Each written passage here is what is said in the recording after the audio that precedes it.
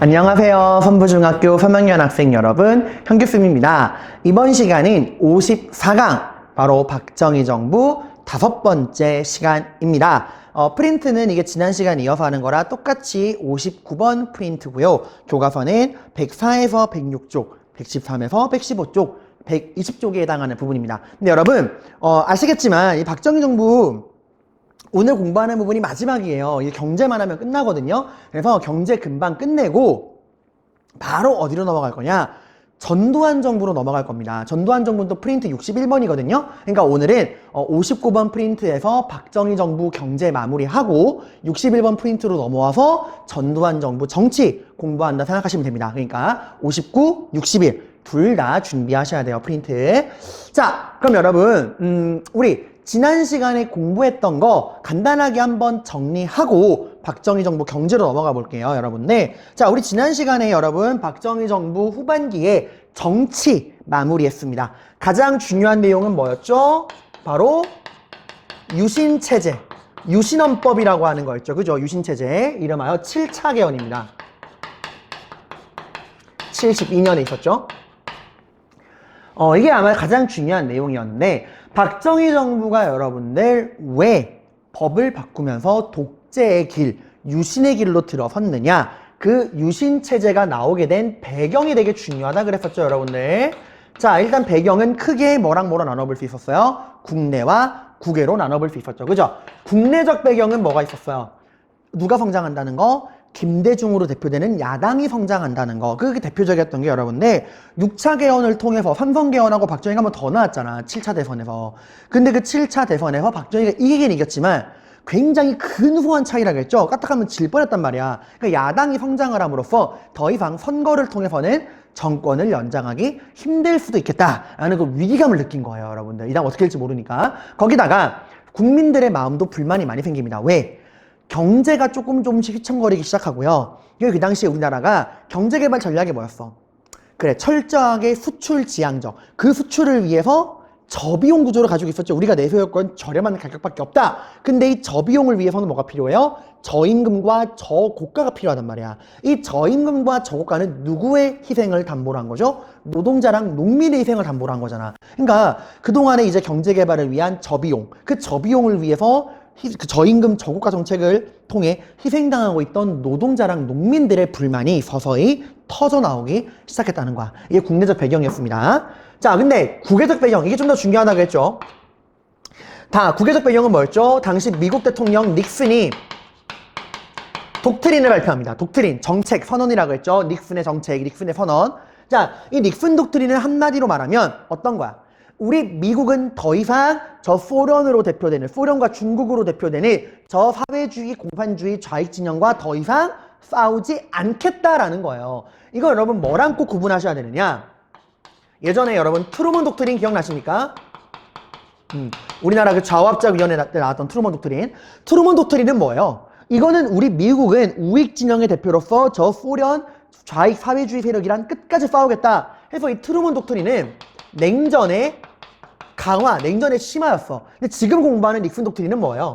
우리 미국은 더 이상 소련, 중국 사회주의 진영과 싸우지 않겠다. 냉전의 완화란 말이야. 이게 왜 정권의 위기냐? 박정희 정부의 2대 캐치프레이즈가 뭐야? 하나가 경제개발이고 하나가 반공이란 말이야. 근데 경제개발도 흔들흔들하고 있는 데다가 반공마저 흔들거리는 거야. 그동안 계속 저 공산주의로부터 내가 너희를 지켜줄게 라는 명분으로 권력을 갖고 있었는데 지금 미국부터가 우리 더 이상 공산주의랑 안 싸울 건데? 하고 냉전의 완화를 이야기한단 말이야. 평화 분위기가 도래한 거예요. 이런 상황에서 이런 냉전의 완화를 통한 평화 분위기 속에서 반공을 통해서는 더 이상 정권을 연장하기 힘들단 말이야. 근데 말했죠? 박정희는 위기를 기회로 만드는 남자라 그랬어요. 이런 닉슨 독트린을 통한 냉전의 완화, 이로 인한 평화 분위기, 이런 상황 속에서 박정희는 여러분들 어떤 해결책 가지고 옵니까? 어제까지만 해도 북진, 통일, 공산당을 몰아내자 했던 반공투사가 갑자기 짜잔! 피스메이커. 평화의 화두로 돌발한 거야. 바로 7.4 남북 공동성명. 이게 뭐예요? 7월 4일 날 남한과 북한이 함께 논의한 거야. 뭘 논의한 거예요? 통일의 원칙. 최초입니다. 남한과 북한이 함께 합의한 최초의 통일 원칙이에요. 그러니까 이 닉슨 독트린을 통한 냉전의 완화, 이런 국제적인 평화 분위기 속에서 우리도 뭘 준비하겠다? 통일을 준비하겠다. 우리 통일할 거야. 근데 통일을 하긴 할 건데 어떻게 할 거냐? 통일의 원칙을 합의한 거예요. 몇 대 원칙? 3대 원칙. 이 3대 원칙이 뭐예요? 자주, 평화, 민족 대단결이에요. 이 3대 원칙을 가지고 우리가 통일을 할 거야 라는 얘기를 한 겁니다. 우와, 아니 어제까지만 해도 북진 통일 외치던 사람이, 반공을 그렇게 외치던 사람이 갑자기 3대 원칙에 의해서 통일을 할 거네. 여러분, 제가 저번에 그 얘기 드렸죠. 김신조 내래 박정희 뭐가시더라 수다 해가지고 박정희도 이 김신조 그 김일성에 대한 복수를 위해서 특수부대 만든다고 했죠. 실미도.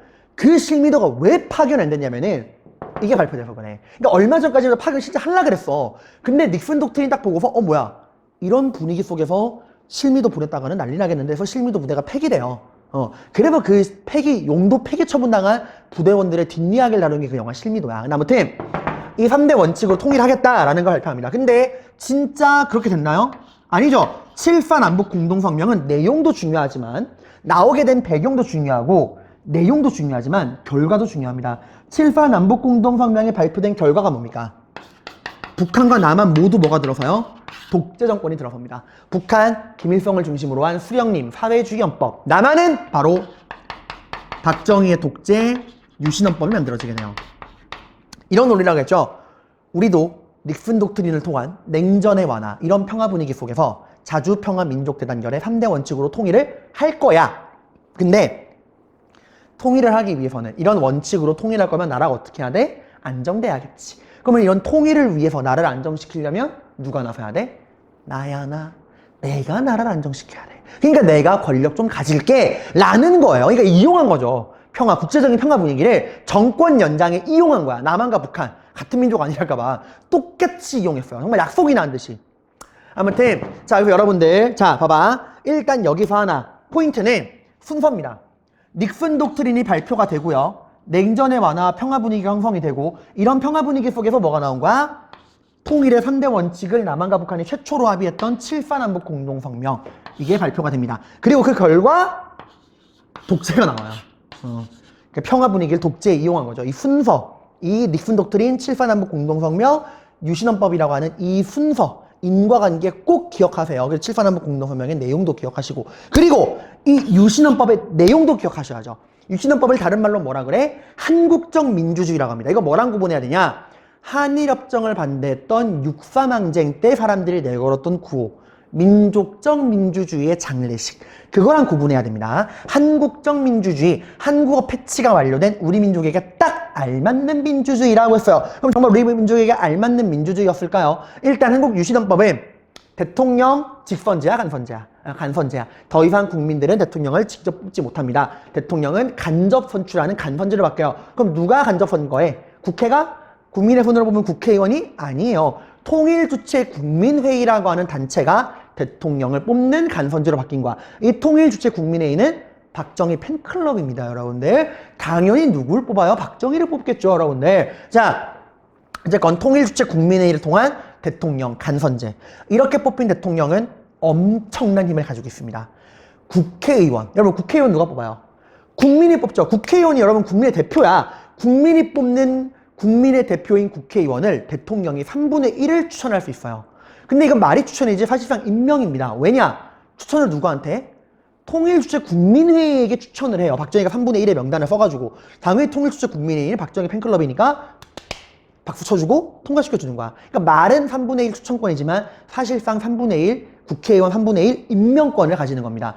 그리고 국민이 뽑는 국회의원을 3분의 1이나 임명하는 것도 모자라서 국민들의 대표인 국회의원들이 모여있는 국회도 해산시킬 수가 있어요. 그러니까 국회의원만 3분의 1 뽑는 게 아니라 그 국회의원들의 모임인 국회도 해산시킬 수 있어. 여기서 끝이 아니죠? 이 나라의 근본적인 운영 원리, 누구도 어길 수 없는 근본 시스템, 법 중에 법, 헌법. 이 헌법도 정지시킬 수 있습니다. 헌법이 정지된다는 말은 헌법이 보장하는 국민의 기본권도 정지시킬 수 있다는 거예요. 이걸 뭐라고 했죠? 무슨 조치권? 긴급조치권. 이런 유신 분위기 여러분들 통일주체 국민에 의한 대통령 간선제 대통령은 국회의원의 3분의 1을 추천할 수 있고 임명할 수 있고 그리고 국회를 해산시킬 수 있고 헌법을 정지시키는 긴급조치권을 발동할 수 있다. 이런 대통령은 임기가 몇 년? 6년. 중임 제한 있다 없다? 없다. 근데 대통령은 통일주체 국민회의가 뽑는데 간선제인데 중임 제한이 없네. 사실상 뭐 영구 집권이라는 거예요. 자, 이거 여러분 임기 6년에 중임 제한 없다는 건 뭐랑 구분하셔야 되냐? 오늘 공부할 전두환 정권이 임기가 7년의 단임제예요. 그러니까 유신 임기 6년에 중임 제한 없다. 전두환 임기 7년의 단임제 구분하셔야 됩니다. 자, 이 당시 유신 분위기는 굉장히 폭압적이고 억압적인 분위기였어요. 그걸 보여주는 대표적인 자료가 뭐라겠죠? 장발 단속, 미니스커트 단속. 이거 말했죠. 여러분들 그 칼 차고 있는, 교사가 칼을 차고 있는 게 1910년대 무단 통치의 상징이라면 경찰들이 장발 밀고서 여자들 미니스커트 단속하는 거는 유신헌법의, 유신체제의 상징적인 분위기라고 이야기했죠. 여러분 미니스커트는 그 여성 인권의 상징이라고 제가 이야기해드렸습니다. 투쟁에서 얻어낸 거예요, 여성분들이. 근데 지금 와가지고 그러면 안 되죠. 자, 아무튼 이런 여러분 흐름, 유신헌법이 나오게 된 이 흐름과 유신헌법의 내용 꼭 기억하셔야 합니다. 그리고 이런 유신헌법에 여러분들 반대했던 움직임이 있었죠. 그게 뭐였죠? YH 무역사건 그리고 부마항쟁. 그 결정적으로 뭐로 무너집니까? 본인의 오른팔이었던 김재규의 총탄에 의해서 박정희가 암살당하죠. 11.6 사건. 이런 것들을 통해서 결국 유신체제는 종말을 맞이하게 됩니다. 이런 식으로 내용 정리하셔야 해요. 자, 그러면 오늘은 무엇을 공부할 거냐? 여기 프린트 59번 그 왼쪽 아래 3, 4차 경제개발 5개년 계획 여기를 공부할 건데요. 여러분들 박정희 정부의 경제 기본적인 틀은 변하지 않습니다. 여러분 우리 저번에 제가 연습장이나 포스트잇을 정리하라고 했죠? 다시 한번 정리하고 넘어갈게요. 우리나라 그 박정희 정부의 경제정책은 이게 여러분 그 유신 전이냐 후냐, 전반기냐 후반기냐, 60년대나 70년대냐 다 똑같습니다. 기본적인 그 전략과 한계는요. 자, 전략부터 살펴볼까요? 누가 주도한다? 정부가 주도한다. 우리나라 경제는 철저하게 정부가 주도합니다. 그리고 우리나라는 가진 게 있어 없어? 없어요. 돈도 기술도 없어. 그럼 어떻게 했죠? 급하니까 해외에서 빌려오죠. 기술도 빌려오고 돈도 빌려옵니다. 자, 이렇게 빌려온 기술과 돈으로 뭘 하죠? 물건을 만들어서 뭐 합니까? 팔아요. 우리나라는 워낙 경제 규모가 작고 나라가 조그맣다 보니까 내수 경제로 돌아가지 않아. 오직 뭐만이 살 길이다? 수출만이 살 길이다. 수출 지향. 그럼 여러분 물건을 팔려면 외국 사람들이 우리 물건을 사주려면 그만한 매력 포인트가 있어야겠죠. 메이드 인 코리아를 어필할 수 있는 매력 포인트가 있어야 될 거 아니야.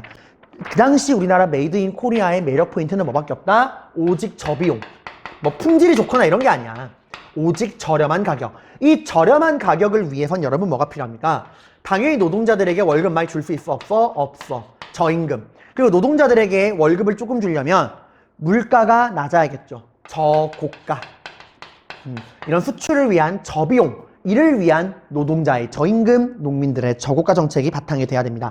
그리고 우리나라는 워낙 가난하다 보니까 일단 될 놈부터 키운다. 불균형 성장. 이거 여러분 불균형 성장은 지역과 기업 둘 다 해당하는 거예요. 지역 같은 경우는 어디 위주? 도시와 농촌 중에서 도시 위주, 수도권 위주. 기업은 대기업과 중소기업 중에 누구 위주? 대기업 위주. 이렇게 불균형 성장이 이루어지고 있죠. 도시와 대기업.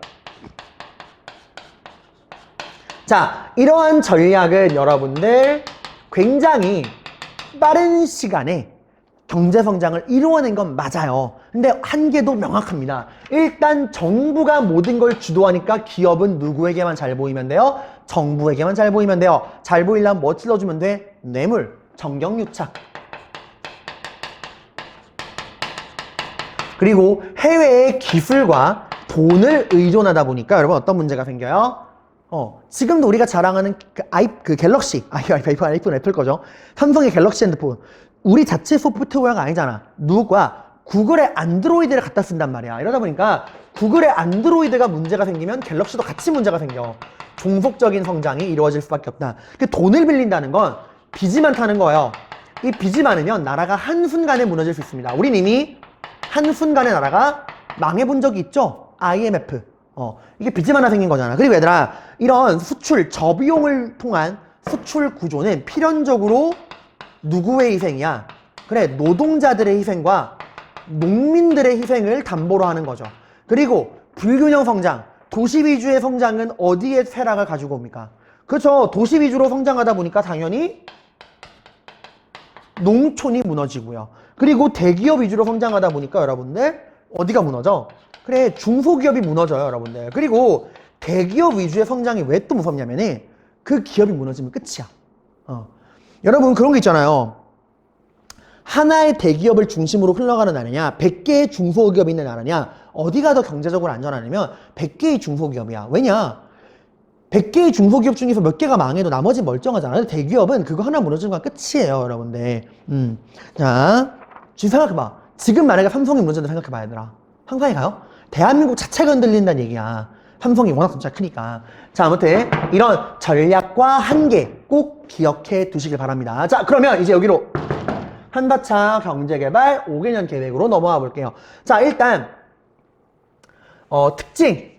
경제개발의 특징은 1, 2차 경제개발과 똑같습니다. 누가 주도한다? 정부가 주도한다. 그리고 뭐 위주다? 수출 위주다라는 거. 이 특징은 1, 2차나 3, 4차나 똑같아. 근데 이제 좀 비교하셔야 됩니다. 그 8번 프린트에 있는 1, 2차 경제개발 5개년 계획이랑 비교해야 돼요. 자, 공통점. 정부 주도의 수출 주도형 경제개발이다. 똑같아요. 1, 2차랑. 근데 뭐가 다르냐? 주력 상품이 달라집니다. 1, 2차 경제개발 5개년 계획 때만 해도 우리나라는 주로 어떤 물건을 팔았죠? 그치? 그때 우리가 기술이라는 게 없잖아. 그냥 어떤 걸 팔아? 그러니까 특별한 기술 없이도 손과 발만 달려있고 열심히 부지런하게만 일하면 만들 수 있는 물건. 노동 집약적인 경공업. 이게 1, 2차 경제개발의 주력 상품이었어요. 대표적으로 어떤 게 있죠? 신발, 가발, 인형 같은 거.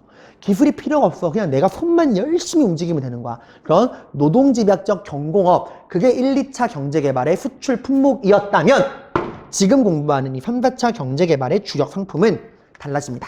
이제 우리도 기술이 생겨요. 그래서 뭐로 바뀌냐? 바로 거기 쓰세요. 중화학공업으로 바뀝니다. 중화학공업이 어떤 거냐면 이런 거예요. 기계, 전기, 전자, 조선, 철강. 그러니까 뭐 신발, 인형, 가발 이런 노동집약적인 게 아니라 진짜 공장에서 기계로 기술을 가지고 만드는 그런 거대한 공업. 그런 게 중화공업이에요. 여러분이 흔히 가는 안산공업고등학교 기계 전기과 있지? 그런 거 생각하면 돼. 뭐 전기, 전자, 자동차, 기계 이런 것들을 말하는 겁니다. 자, 근데 이 경제개발 과정에서 어떤 일이 있었느냐? 1차 석유파동이라는 게 터져요. 고라파동 그런 거 아닙니다. 석유파동이에요. 이게 뭐냐면 여러분 오늘날 전 세계에서 석유, 기름이 가장 많이 나는 곳이 어딜까요? 네. 여러분이 흔히 만수르라고 부르는 중동지방, 그 사우디아라비아, 이란, 그 중동지방입니다. 전 세계 석유의 거의 70%가 거기 있어요. 그래서 여러분 EPL, 람다 친구들 EPL 좋아하시죠? 그 EPL 중에서 맨체스터 시티라는 팀 아세요? 맨체스터 시티? 그 맨체스터 시티 구단주가 만수르야, 만수르. 중동지방 왕자님이에요. 이 왕자님이 뭐하지? 심심하네. 축구팀이나 만들어볼까? 이래가지고 영국에 있던 맨체스터 시티라는 구단을 산 거야. 그 개인 소유야. 산 거예요. 그 정도로 돈이 많아. 다 어디서 벌어들인 돈이야? 석유를 팔아서. 그 나라는 여러분 특별한 기술이 없어도 돼. 석유가 쏟아져 나옵니다. 그냥 석유만 팔려도 돼. 왜? 전 세계에서 석유 안 쓰는 나라가 없잖아요. 그죠? 공장이건 기계건 자동차건 다 석유로 돌아가잖아. 그지? 근데 그 석유가 무궁무진한 중동지방 애들이 자기들끼리 싸움이 난 거야. 그 싸움이 나니까 여러분들 돈이 많이 필요할 거 아니야. 그지? 무기도 사고 해야 되니까. 그 돈을 벌려고 얘네들이 담합을 해버린 거예요. 이제부터 석유 가격을 올리겠다. 그래가지고 뭐 예를 들어서 예전에는 뭐 1리터에 뭐 1,000원 하던 게 예를 들어서 갑자기 1리터에 10,000원, 10만원 이런 식으로 석유 가격을 뻥 뻥! 하고 올려버린 거예요, 여러분들. 전 세계 석유의 70%를 가지고 있는 중동 국가 애들이 석유 가격을 담합해서 뻥! 하고 올려버리니까 전 세계 경제가 완전 휘청휘청한 겁니다. 왜? 석유 없이는 경제가 돌아가질 않아요. 자동차, 기계, 공장 다 석유로 돌아가는데 석유 가격이 뭐 엄청나게 뛰어버리니까 이게 바로 1차 석유 파동입니다. 근데 이 1차 석유 파동으로 경제가 발전돼 있던 유럽이나 미국 같은 선진국들은 큰 타격을 입었는데 우리는 의외로 타격을 안 입었어요. 왜냐? 이건 좀 우프인데 이건 우리 경제가 아직 발전이 안 돼서 그래. 이때 얘들아 봐봐. 1, 2, 3, 4차 경제개발은 뭐 중심이야? 중화학공업이야. 근데 1차 석유 파동이 터질 때 우리나라 어떤 단계였냐? 이제 경공업에서 중화학공업으로 진화하던 과정이었어. 그러니까 완벽한 중화학공업으로 기계, 자동차, 전기로 이 중화학공업으로 업그레이드가 끝난 게 아니라 경공업에서 중화학으로 넘어가던 과정이었어요. 그러니까 아직까지 우리나라는 경공업도 많았어. 그러니까 어떤 거냐 봐봐. 알겠지 얘들아? 경공업에서 이 중화학으로 넘어가고 있던 과정이었어. 그러니까 아직까지 이 나라는 100% 중화학공업으로 업그레이드가 안 된 상태인 거야. 그 말인즉슨 아직까지 중화학, 석유에 대한 의존도가 높다 낮다? 아직은 낮다는 거야. 아직 우리나라는 경공업이 더 많다 보니까 이 중화학, 석유 없이는 안 돌아가잖아. 중화학공업은 업그레이드가 끝나지 않았다. 아직까지 석유 의존도가 낮다는 거예요. 그래서 다른 나라들 석유에 대한 의존도가 높은 완벽한 중화학공업으로 업그레이드가 끝난 미국이나 영국 같은 선진국은 완전 휘청휘청거릴 때 우리는 생각보다 타격을 안 받은 거예요. 그만큼 경제가 아직 낙후돼 있으니까 석유에 큰 영향을 받지 않은 겁니다. 근데 이게 우리에게 기회가 된 거죠. 그래서 1차 석유 파동의 위기를 극복하고 다른 나라가 다 흔들릴 때 우린 멀쩡하니까 상대적으로 치고 나갈 수가 있는 거죠. 그래서 이때 중동 특수라 그래서 이게 뭐냐면은 또 뭐냐면 이게 아까 말했지 전쟁했다고 자기들끼리 신나게 전쟁했잖아. 그리고 석유 가격을 빵 올려가지고 돈을 엄청 벌어들여요 얘네들이 중동 애들이. 그리고 돈 벌어들인 걸로 뭐 하겠어. 그래 전쟁으로 박살난 나라를 재건해야 될 거 아니야. 다시 도로도 깔고 건물도 짓고 해야 될 거 아니야. 그래서 얘네들이 가진 건 돈밖에 없다. 근데 얘들은 기술이 없잖아. 자기네 힘으로는 도로랑 공장을 못 만들어. 얘들은 가지고 돈 석유랑 돈밖에 없어. 그래서 얘들이 전 세계에 공지를 띄운 거야. 우리 중동 지방에 와서 건물과 공장과 도로를 만들어주시는 건설업자분들에게 돈을 드리겠습니다. 우리에게로 오세요! 이러는데 다른 나라가 와? 안 와? 안 와. 왜 안 와? 여러분 중동 지방 어떤지 알죠? 사막이야 사막. 사막은 낮에는 평균 온도가 50도 60도예요. 근데 밤 되면 또 영하로 떨어진다 사막은? 완전 여러분 하루 살기 정말 안 좋은 데야. 한낮에는 50도 60도 평균 온도, 밤에는 영하 10도 20도. 그러니까 잘 사는 유럽이나 미국 애들은 돈을 아무리 준다 해도 안 가는 거야. 이게 뭐하러 가 힘든데. 우리나라도 먹고 살 만한데. 근데 여기 누가 가는 거예요? 우리나라 사람들. 아직까지 가난하고 돈 벌 욕심이 있던 우리나라 사람들이 가는 거예요. 우리 가겠다. 그래서 이 중동 지방의 건설 현장에 우리나라 사람들이 뛰어듭니다. 이때 막 현대, 대우 이런 기업들이 막 뛰어든 거예요. 근데 이때 정말 우리 어머님, 아버님 세대가 대단한 게 중동 애들이 놀랐다 그래. 너무 열심히 일해서. 그때 중동 애들이 한국에 대한 이미지가 엄청 좋아져요. 너무 성실하고 너무 열심히 일한다. 우리나라가 얼마나 열심히 일하냐면은 밤에도 일했다 그래. 밤에 어떻게 일하는지 알아? 밤에 안 보이잖아. 불 켜고. 밤에 스탠드 켜고 이거 불 켜고서 일했대요. 그래서 중동 애들이 우리나라에 대한 이미지가 되게 좋아. 지금도 부지런한 한국인. 이래서 이렇게 중동 특수를 통해서 오히려 우리는 1차 석유 파동으로 위기를 극복했고. 왜 위기를 극복했다? 아직까지 우리나라는 경공업 위주였고 경공업에서 중화공업으로의 업그레이드가 끝나지 않았고 아직까지는 석유에 대한 의존도가 높지 않다 보니까 다른 나라가 다 맛이 갔을 때 우리는 상대적으로 멀쩡했고 치고 나갈 수 있었다. 거기다가 전쟁으로 피폐해진 중동 지방 건설업에 뛰어들면서 엄청난 돈을 벌어들입니다. 그리고 이러면서 이때 우리나라가 포항제철 공장, 포스코 아시나요? 포스코? 전 세계에 손꼽히는 제철 공장이죠. 포항제철이 완공되고요. 이때부터 이제 우리나라는 신흥공업 국가로 본격적인 성장을 이룩하게 됩니다. 수출 100억 달러를 달성하게 돼요. 경제 규모가 엄청 커진 거죠, 여러분들. 그러면서 이제 우리나라도 완벽한 중화공업 국가로 업그레이드가 되게 됩니다. 이제 완전 경공업을 버리고 중화공업으로 업그레이드가 되게 돼요. 근데 문제가 너무 중화공업에 빠른 시간 내에 많은 돈을 투자하다 보니까 문제가 생깁니다. 쌤 뭐가 문제예요? 아니 신발 만들고 가발 만들고 인형 눈알이나 붙이던 나라가 기계, 전기, 전자, 자동차, 철강 이런 거 만들면 이런 중화학공업으로 업그레이드가 끝나면 좋은 거 아닌가요? 물론 좋을 수 있겠지만 여러분들 중화학공업으로의 업그레이드가 끝났다는 말은 이 나라에 이제 뭐에 대한 의존도가 커졌다는 거야. 그래, 석유에 대한 의존도가 엄청 커졌다는 거예요. 근데 이 타이밍에 우리나라가 이런 벌어들인 돈으로 중화학공업으로의 업그레이드가 끝나고 이 석유에 대한 의존도가 높아졌을 때 뭐가 터지냐? 1차가 있으면 2차가 있죠. 한 번 더 터져. 2차 석유 파동. 이것도 큰 맥락은 똑같아요, 여러분들. 또 중동 애들이 지들끼리 싸운 거야. 그리고 또 석유 가격을 뻥 하고 올린 거예요, 여러분들. 근데 봐봐. 1차 석유 파동 때야. 아직까지 우리나라가 경공업 중심이었고 중화학으로의 발전이 끝나지 않아서 석유 의존 타격이 없었지만 이때는 어때? 이미 우리나라가 완벽한 중화학공업으로 업그레이드가 끝난 상태야. 석유 의존도가 엄청 높은 나라가 된 거라고. 근데 석유 가격이 올라갔어. 경제가 어떻게 돼? 아작나 버립니다. 이때 완전히. 여러분 이게 좀 여담이지만 미국 입장에서도 열받는 거야. 미국도 지금 1차, 2차 때 다 피해를 봤잖아. 그래서 미국이 이거 석유를 가진 새끼들을 지들 마음대로 설치게 놔두니까 우리 미국 경제까지 흔들리네? 이 석유 가진 놈들은 밟아놔야겠다. 그래서 나중에 터지는 전쟁이 걸프전이에요. 석유 가진 놈들 그냥 두지 않겠다.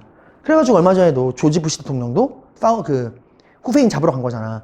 아무튼 자원이 무기가 된다는 걸 알아가지고 아무튼 우리나라는 1차 때는 오히려 성장의 기회가 됐지만 2차 석유 파동 때는 우리나라도 중화학으로의 업그레이드가 끝나고 석유 의존도가 높은 상태였기 때문에 2차 석유 파동 때 엄청난 위기를 맞이합니다. 경제가 아작나요. 무역이 완전 박살나버리고요. 물가 올라가고 이때 처음으로 우리나라가 경제 성장률이 마이너스로 떨어져요. 그전에 늘 경제 성장률이 막 10% 막 이렇게 성장하다가 마이너스. 성장을 못하는 거예요. 떨어지는 거예요. 이게 여러분들 박정희 정부가 무너지게 된 또 하나의 이유입니다. 이거 봐봐. 생각해봐. 우리 이승만 정부가 무너지게 된 계기가 뭐였죠? 4.19 혁명. 그 4.19 혁명의 배경이 뭐였죠? 3.15 부정선거. 이게 정치적 이유였죠. 하지만 3.15 부정선거만이 이유가 아니라 그랬죠. 당시 이승만 정부는 경제 위기도 가지고 있었다 그랬죠. 50년대 후반에 미국이 무상원조를 유상원조로 바꾸면서 이승만 정부가 경제가 흔들흔들했잖아. 그래서 시민들이 더 거리로 나와가지고 이승만 물러가라 얘기했던 거잖아. 지금 마찬가지야. 박정희 정부가 무너진 건 정치적으로는 유신헌법, YH 무역 부마 항쟁이지만 그때 사람들이 박정희 정부에게 반대의 목소리를 냈던 거는 경제가 어려워서 그래. 항상 정치의 위기는 경제에서 와. 이승만 정부도 경제 위기로 인해서 사람들이 더 많이 반발을 한 거고 박정희 정부도 경제가 무너지니까 사람들이 더 독재 정권에 반대하는 목소리를 더 강하게 낸 거예요. 먹고 살지도 못하게 되면서 독재까지 이렇게 되는 거야. 그러니까 이승만이나 박정희나 정치적 이유뿐만 아니라 경제가 어려워서도 무너지게 된 겁니다. 아무튼 이렇게 해서 여러분들 박정희 정부가 이런 경제적으로 무너지는 거 1차 석유 파동이랑 2차 석유 파동을 여러분들이 구분하셔야 됩니다. 1차 때는 성장했지만 2차 때는 완전 아작나 버렸다. 자, 그러면 여러분들 뒷장에 이런 다양한 자료들, 특히 여러분 59번 프린트 뒷장에 보시면은 유신헌법과 긴급조치를 본 유신체제, 자료 1 유신헌법이랑 긴급조치권 이런 거 나와 있는 자료들 있죠? 이건 여러분들 꼭 한번 보셔야 됩니다. 거기 나와 있는 자료들 시험에 잘 나오니까요. 자, 그리고 이제 60번 프린트에서 박정희 정부 문제풀이 해보시고요. 그 다음에 61번 프린트로 넘어와서 전두환 정권 시작해보도록 할게요. 자, 여러분 그럼 이제 61번 프린트로 넘어와서 전두환 정권에 대해서 공부해 보도록 하겠습니다. 자, 여러분 전두환 정권, 노태우 정권이라고 나와 있는데요. 자, 일단 전두환 정권이 들어서게 된 과정부터 다시 한번 보신다면 앞에 배운 내용 복습이죠. 2차 석유 파동으로 경제개발이 이제 정체되고 마이너스 경제성장이 오면서 우리나라 경제가 휘청거린다고 했죠. 1차 석유 파동 때는 오히려 성장했던 우리 경제가 2차 석유 파동 때는 위기를 맞이합니다. 왜? 1차 석유 파동 때까지만 해도 우리나라는 아직까지 중화공업으로의 업그레이드가 끝나지 않아서 석유에 대한 의존도가 낮은 상태였기 때문에 치고 나갈 수 있었지만 2차 석유 파동이 터질 때는 이미 우리나라 경제가 중화공업으로 업그레이드가 끝난 상황, 석유 의존도가 굉장히 높아진 상황이어서 2차 석유 파동 때 경제가 아작나 버립니다. 자, 그런 상태다 보니까 사람들이 더 박정희 정부에 대한 반감을 가지게 되고요. 그 상태에서 YH 무역 사건이 그게 터지고, 그 다음 부마항쟁이 터지고요. 그 과정에서 결국 박정희는 김재규의 손에 의해서 암살당하는 11.6 사건이 터지게 됩니다. 자, 여러분 봐. 자, 대통령이 죽었죠. 그죠? 큰 사건이야, 얘들아. 대한민국 5대부터 9대 대통령 1963년부터 79년까지 가장 오랜 시간 거의 17년을 대통령을 하는 사람이 죽었단 말이에요. 나라가 비상사태에 빠집니다. 자, 대통령이 죽으면 그 다음에 권력은 누가 잡아야 되죠, 여러분들? 미국 같은 경우는 대통령, 부통령이 있으니까 대통령이 죽으면 부통령이 권력을 잡지만 우리나라는 여러분들 부통령이 없어졌잖아. 이승만 정부 때만 부통령이 있었죠. 대통령이 죽으면 그 헌법상 그 다음 권력은 누가 물려받느냐? 국무총리가 물려받게 돼 있습니다. 당시 국무총리가 누구였느냐? 최규하라고 하는 분이 국무총리였어요. 그래서 이런 대통령이 암살당한 비상 상황에서 국무총리였던 최규하가 대통령입니다. 자, 근데 여기서 하나. 최규하는 누구에 의해서 대통령이 된 걸까요? 국민의 투표일까요? 아닙니다. 뭐 누구에 의해서? 여기 나오죠. by 통일주체국민회의. 쌤, 통일주체국민회의는 유신헌법 당시에 대통령 간선제, 대통령을 선발하던 기구잖아요. 박정희가 죽었는데 통일주체국민회의가 또 대통령을 뽑나요? 당연한 거지, 얘들아. 박정희가 죽었다 그래서 유신헌법이 바로 사라지나요? 아니잖아. 지금 박정희가 되게 정말 누구도 예상하지 못한 방법에 예상하지 못한 시기에 갑자기 죽어버린 거잖아. 그치?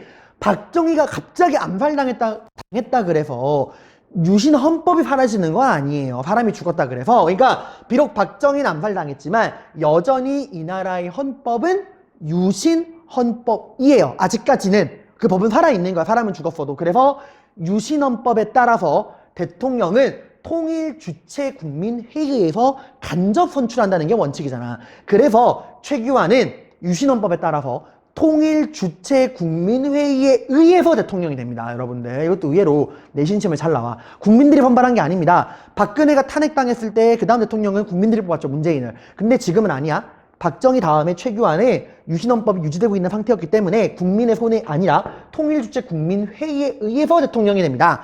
자, 근데 그 다음에 바로 뭐가 터지냐? 또 한 번 이 나라에 반란이 터집니다. 이게 바로 12.12 사태, 12.12 쿠데타예요. 이게 뭐냐면 말 그대로 12월 12일 날 쿠데타가 일어난 겁니다. 5.16 군사정변 시즌2라고 보시면 돼요. 자, 그럼 이 12.12 사태는 누가 일으켰냐? 당시 또 군인들이야. 당시 또 이제 육군 그 장성이었던 전두환과 노태우 그리고 그를 중심으로 하는 하나회라고 하는 그 군부 사조직이 있었거든요. 그 멤버들끼리 또 탱크 몰고서 반란을 일으킵니다. 그러니까 또 반복된 거죠. 5.16 군사 쿠데타의 재발이라 보시면 됩니다. 또 군인들에 의해서 정부가 뒤집어 엎어진 거예요. 여러분 인터넷 짤방으로 야, 이 반란군 놈의 새끼들아, 니들 왜 깜짝 말고 있어? 내가 탱크를 몰고 와서 막 그 짤방 너네 많이 보잖아. 그게 여기만 나온 거야, 얘들아. 아무튼 이 전두환과 노태우도 군인이죠. 그죠?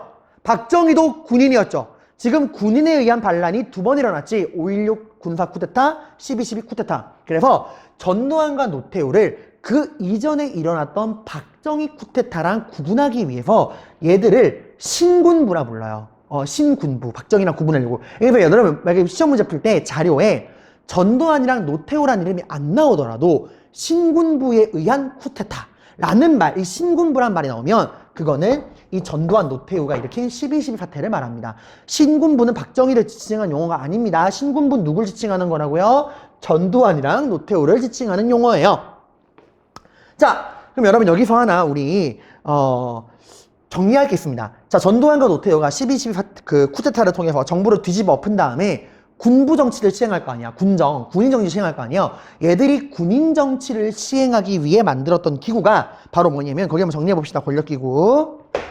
얘들이 만든 기구가 다시 좀 적어드릴게요. 국가보위 비상대책위원회라는 거예요. 뜻은 좋아. 뜻이 뭔지 알아요? 국가를 지키기 위한 비상대책위원회다. 그러니까 지금 이 나라가 박정희 전 대통령의 암살로 나라가 혼란에 빠졌다. 그 혼란에 빠진 나라를 우리가 지키기 위해서 반란을 일으켰다. 늘 명분은 똑같아.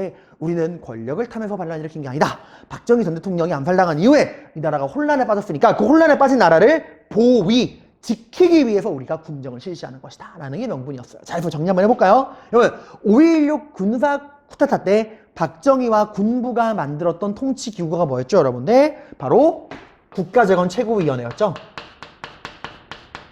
국가재건 최고회의. 그때 명분도 그거였잖아. 4.19 혁명 이후에 혼란에 빠진 나라를 장면 정부가 컨트롤하지 못하니 우리가 반공과 경제 개발을 위해서 나라를 안정시키기 위해서 군정을 실시한다. 그래서 5.16 군사 쿠데타 때 박정희와 군부가 만들었던 기구는 국가재건 최고회의. 그리고 유신헌법이 만들어지고 나서 이 나라의 정치를 담당했던 기구가 바로 뭐였죠? 박정희 팬클럽이었던 통일주체국민회의. 그리고 지금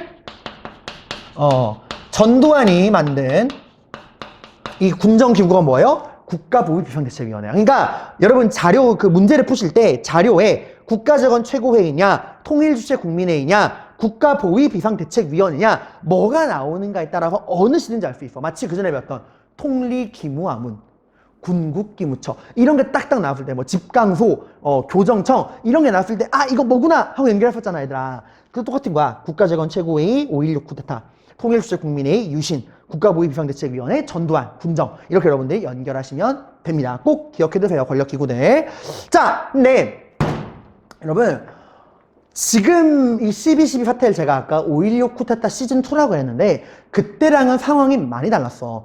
5.16 군사 쿠데타 때 여러분들 우리나라는 굉장히 경제적으로 가난하기도 했고 4.19 혁명 이후에 나라가 진짜 혼란했던 것도 맞아. 그러니까 박정희의 쿠데타가 올바른 건 절대 아니지만 사람들이 그래도 나라가 워낙 혼란스러우니까 하고 받아들이는 사람이 있었어요. 근데 지금은 어때?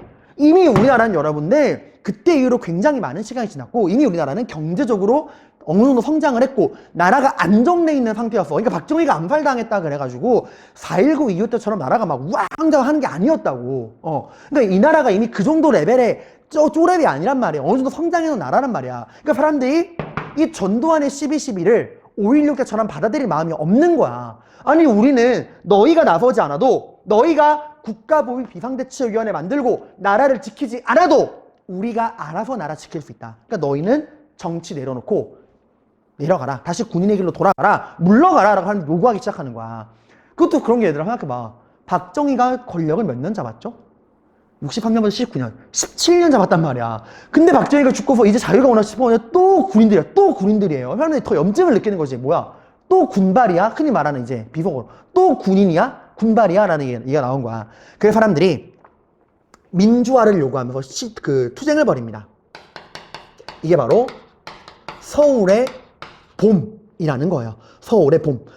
여러분, 사람들이 유신 정권을 뭐라 불렀냐면은 겨울공화국이라 불렀어. 겨울왕국 아니고 into the unknown 그게 그 겨울왕국이 아니고 겨울공화국. 왜냐면 겨울은 어때요? 지금 우리 겨울이잖아. 얼마나 추워 얘들아. 롱패딩 안 입으면 나가도 얼어 죽겠다는 생각이 들잖아. 그 차디찬 겨울. 사람들은 유신 정권을 겨울이라 생각했어요. 너무나 춥다. 너무나 꽝꽝 얼어붙어 있는 이 차디찬 겨울과도 같은 게 유신 정권이다. 근데 드디어 박정희의 죽음으로 이 겨울이 끝나고 이 유신 정권 겨울 공화국이 끝나고 겨울이 끝나 뭐가 오죠? 봄, 여름, 가을, 겨울, 봄이 오잖아. 이제 다시 겨울이 끝나고 봄이 오나 싶었는데 왜 너희 군인들이 그 봄을 막는단 말이냐? 우리에게 봄, 민주주의를 돌려다오 라고 얘기한 거야. 그러니까 박정희의 죽음으로 이제 유신헌법 사라져야 한다. 유신헌법 철폐해라. 그리고 군인들, 전두환을 중심으로 한 신군부 세력 물러나라. 우린 더 이상 군인 독재를 원하지 않는다. 우리에게 군인 독재는 필요 없다. 우리에게 봄을 돌려다오. 겨울은 끝났다. 유신은 끝났다. 우리에게 봄을 돌려다오. 하고 사람들이 이제 서울에 모여가지고 막 시위를 펼쳐. 이게 전국적으로 막 퍼지거든. 전두환 신군부 물러가라. 겨울을 물러가라. 봄을 돌려다오. 민주주의 돌려다오. 이랬을 때 전두환을 포함한 신군부의 대답은 응 아니야. 응 아닌데? 이거였어요. 계엄령을 때려버립니다. 계엄령을 때려버리고요. 이 계엄령을 전국으로 확대해요. 그래서 그때가 이제 그거야. 탱크 진짜 얘들아. 당시 시위를 주로 대학생들이 벌였거든. 대학교를 탱크가 점령했어요. 대학 이제 막 공부하러 가야지 하고 대학교 가면은 대학교 정문에 군인들이 탱크 끌고 딱 있는 거야. 금일부로 서울대, 한양대, 부산대 다 휴교다. 집에 가라. 이래가지고 이때 이제 계엄령이 확대되면서 전국을 공포 분위기로 봅니다. 그리고 국회를 해산하고요. 전두환을 포함한 신군부가 권력을 장악합니다. 자, 이렇게 온 나라가 전두환의 이 탱크 앞에서 무릎을 꿇었어요. 당시 서울에 봄에 모였던 그 민주화 운동 세력들도 이 전두환의 탱크와 군인들의 총칼에 결국 무릎을 꿇습니다. 다들 숨죽여서 있었어요. 그때 유일하게 이런 말도 안 되는 군부 독재 받아들일 수 없다. 전두환 물러가라. 우린 총칼 따윈 두렵지 않다. 라고 마지막까지 목소리 높였던 곳이 어디냐? 전라도 광주였습니다.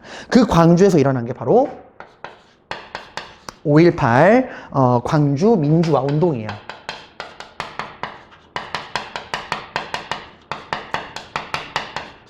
자, 이 5.18 광주 민주화 운동 같은 경우는 여러분 영화로도 굉장히 많이 나왔죠? 영화 화려한 휴가 26년, 그리고 가장 최근에 송강호 씨가 주연했던 택시 운전사 등등 굉장히 많은 매체에서 나옵니다. 이게 그런 거예요. 그러니까 이거 봐봐. 사람들이 지금 민주화 욕을 하고 있죠. 서울의 봄으로 전두환 군부 독재 물러가라, 유신헌법 물러가라 했는데 전두환 그 군부가 계엄령을 전국으로 확대하고 탱크로 다 밀어버립니다. 그래서 이제 국회를 해산하고 군부가 권력 장악했을 때 전라도 광주만큼은 전두환 물러가라를 외칩니다. 그래서 이제 전두환이 군대를 보내서 이 광주를 짓밟아요. 여러분 이때 어땠냐면은 머리들 수 있잖아.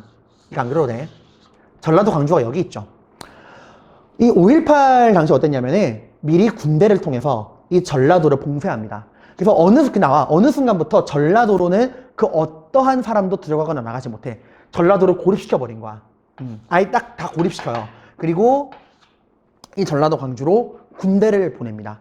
당시 작전명 화려한 휴가.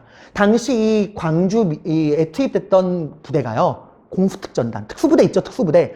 특수부대를 보냈다? 근데 이 계엄군 보낼 때 장교들이 뭐라고 가르쳤냐면 지금 전라도 광주에 빨갱이 새끼들이 와서 빨갱이들이 지금 광주를 점령해서 이 광주가 지금 폭도 빨갱이에 의해 점령당했다. 너희는 지금 그 빨갱이로부터 광주를 해방시키러 가는 것이다. 이런 식으로 정신교육을 시켰다 그래. 그래가지고 계엄군이 이제 전라도 광주로 가서 이제 진압하는데 이때 참 그런 게요. 여러분 전라도 광주 그 전남 도청 앞에 금남로라고 하는 길이 있어요. 거기서 이제 시민들이 전두환 물러가라 하고 막 시위하거든. 그때 정말 광주 사람들 다 모여. 택시 운전사, 버스 운전사들도 자기 택시랑 버스를 몰고 와. 사진 남아있어. 그 버스에서 막 사람들이 버스랑 택시 끌고 와가지고 막 클락션 울리면서 막 시위를 하거든요. 근데 여러분, 지금은 안 그런데, 당시 우리나라는 오전 12시만 되면은 모든 국가 공공기관에서는요, 태극기가 딱 올라가고요, 애국가가 울려 퍼집니다. 동해물과 백두산이. 그럼 사람들은, 지나가는 사람들은 하던 걸 다 멈추고 태극기를 향해서 국기에 대한 경례를 해야 했어요. 그 당시 이제 시위할 때도 12시가 되고, 애국가가 그 전남 도청이라고 했죠. 그 전남 도청에는 이제 군인들이 딱 진을 치고 있고 그 도청 앞에서는 시민들이 막 시위하는데 태극기가 딱 올라가고 12시가 되고 애국가가 울려 퍼집니다.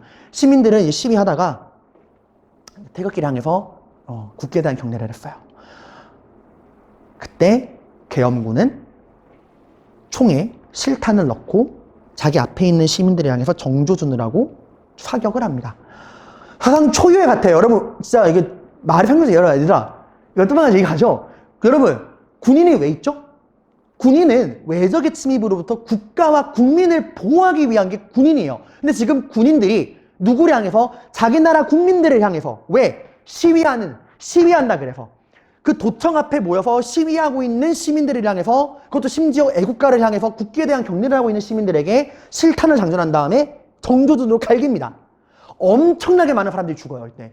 그때 뭐 학생들, 시민들, 택시 운전사, 버스 운전사, 심지어 뭐 길 가는 대학생, 임산부 그냥 다 갈겨 얘들아. 실탄 갈긴다고 그냥. 엄청 많이 죽어요. 그래서 광주가 난리가 난 거야. 근데 막 보니까 뒤늦게 한 거지. 광주가 고립됐구나. 이미 완전 고립되고 당시 언론에는 뭐라 보도했냐. 지금 광주가 빨갱이들에 의해서 점령당했다. 그래서 지금 국군이 빨갱이들을 진압하러 갔다. 라고 홍보를 그러니까 얘기를 해버린 거예요. 그래서 이 고립된 광주 시민들은 스스로를 지키기 위해서 예비군 창고를 털어서 무장을 합니다. 그래서 이제 계엄군과 시민군의 그 유혈 사태가 벌어지게 되는 게 광주 민주화 운동이에요. 그러다가 이제 결국 시민군들은 계엄군에게 진압을 당하게 됩니다. 여러분, 제가 광주 민주화 운동을 이렇게 얘기한 건 여러분, 전 여러분들의 생각의 자유를 존중합니다. 여러분이 어떤 제가 여러분 이승만 정권이나 박정희 정권 이야기할 때 저의 생각을 강요하지 않죠. 저는 명확한 팩트를 전달하고요. 거기에 대한 판단을 여러분이 하기를 원합니다. 근데 제가 저의 개인적 입장을 밝힌 게 딱 한 번 있었어요. 이승만 대통령이 국민들에게 거짓말을 하고서 도망쳤을 때. 그리고 지금 이건 여러분 가치 판단의 문제가 아닙니다. 생각의 자유가 아니에요. 이건 명백한 잘못이에요. 그 나라 군인이 군이나 국민에게 총을 쏜다. 이건 잘못된 행위입니다. 근데 여러분 제가 강조한 이유는 일간베스트 저장소, 흔히 일베라고 하는 데서 지금도 광주 민주화 운동을 되게 비하하죠. 홍원 엠페란다, 전 땅끝 부릉부릉 땅굴로 밀어붙여야지 폭도네 뭐네. 얘들아, 그런 말도 안 되는 글을 인터넷에 싸지르고서도 걔네가 안 잡혀갈 수 있는 이유는 이 나라가 민주주의 국가이기 때문이고요. 그 민주주의, 그런 말도 안 되는 표현의 자유를 준 것도 이분들의 피해의 대가야. 그들이 그렇게 좋아하는 전두환 정권이었으면은 정부에 대한 그런 얘기 쓰고 잡혀가요. 근데 그렇게 희생을 해서 이 나라의 민주주의를 가지고 오신 분들을 향해서 그런 비하하는 글을 쓰다니, 여러분, 그건 정말 잘못된 겁니다. 생각의 자유, 표현의 자유가 아닙니다. 저는 저에게 역사를 공부하신 분들이 그런 말도 안 되는 짓을 하는 학생들은 나오지 않기를 간절히 바랍니다. 이번 시간 여기까지 공부할 거고요. 자, 여러분, 이번 시간 배운 내용을 간단하게 빠르게만 정리한다면, 아까 봐봐. 경제개발 1차 석유파동과 2차 석유파동의 차이 기억하시고요. YH 무역 부마항쟁 11.6, 그리고 11.6으로 박정희가 죽은 다음에 국무총리 최규하가 대통령이 되는데 아직까지는 유신헌법이 살아있으니까 통일주체국민회의에 의해서 대통령이 됐다. 근데 뭐가 터졌다? 12.12 사태를 통해서 또 전두환을 중심으로 한 군인들이 또 군인 반란을 일으켰다. 그래서 얘들을 뭐라 부른다? 신군부라 그런다. 그래서 5.16 때 있었던 국가재건 최고회의, 유신헌법 때 나왔던 통일주체국민회의, 전두환 신군부가 만든 국가보위 비상대책위원회 기억하시고요. 사람들은 전두환과 신군부가 물러가라고 시위를 합니다. 전두환과 신군부는 계엄령을 전국적으로 확대해서 이 시위를 무자비하게 진압을 합니다. 그리고 권력을 장악하는데 마지막까지 자유의 목소리를 외친 곳이 어디였다? 전라도 광주였다. 이 전라도 광주의 이제 민주화 운동을 우리가 5.18 광주 민주화 운동이라고 한다라는 거 기억하시고요. 다음 시간에 이어서 전두환 정권 공부해 보도록 할게요. 고생 많으셨습니다.